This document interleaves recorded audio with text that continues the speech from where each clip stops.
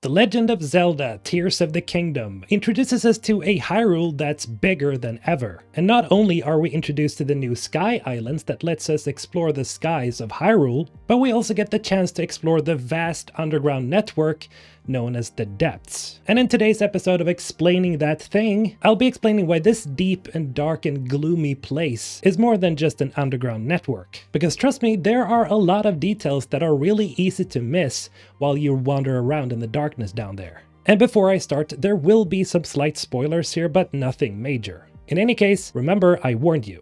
That said, let's dive right in. So besides the endless pools of gloom you can see all over the place while you're diving into the depths, the first thing you might have noticed though were probably these faintly glowing blue orbs that are flickering about in the distance. These are of course called Poes, and at first glance they seem pretty inconspicuous, moving around like little sprites in the dark.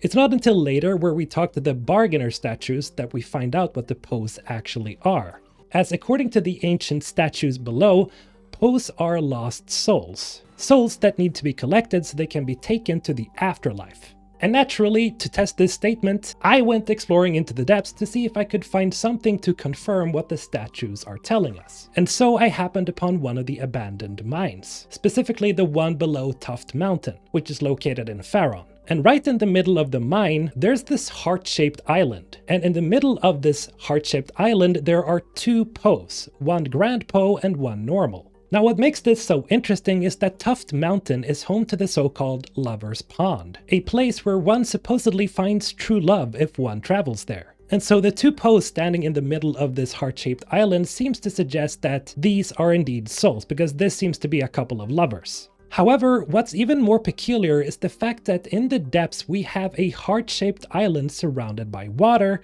and on the surface we have a heart-shaped pond surrounded by land. This is one of those aspects of the depths that is easy to miss, because literally everything you see in the depths is the literal reverse to what is on the surface. Let's take Mount Lanera for example, which is one of the highest peaks in Hyrule.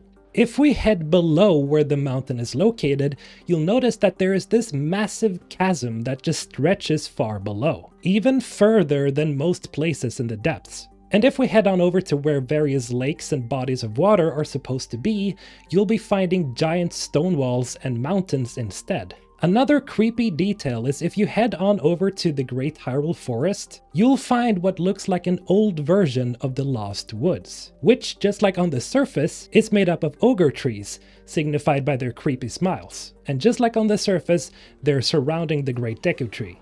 And yet another very interesting detail that is easy to miss are these giant lightroot trees. Because you see, above every lightroot tree, you'll be finding a shrine that corresponds to the exact location on the overworld, which suggests that the lightroots and the shrines are connected somehow. And what's even more strange is that every lightroot tree takes up the same name as its corresponding shrine, but in reverse. Like this one called the Kotimab lightroot. And if we flip it, it becomes Bamitok.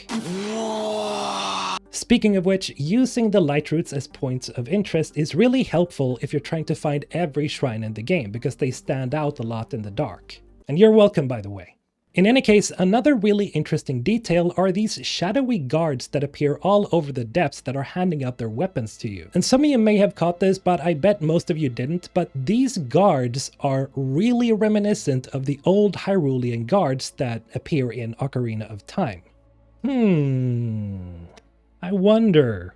And one final note that I think is really important is the fact that every bargainer statue that I talked about before, you know, the big creepy statues, are all located right below the bigger goddess statues. And what's even more disturbing is that in the quest called A Call from the Depths, it's revealed that the big goddess statue in the ruined Temple of Time is actually controlled by this huge bargainer statue just below it. Now, whether the bargainer statues have always been in control of the goddess statues is a good question, but the fact that you can trade in the souls of the dead for rewards, as well as them seemingly controlling the goddess statues, it seems to point in the direction that the bargainer statues are more sinister than you might think.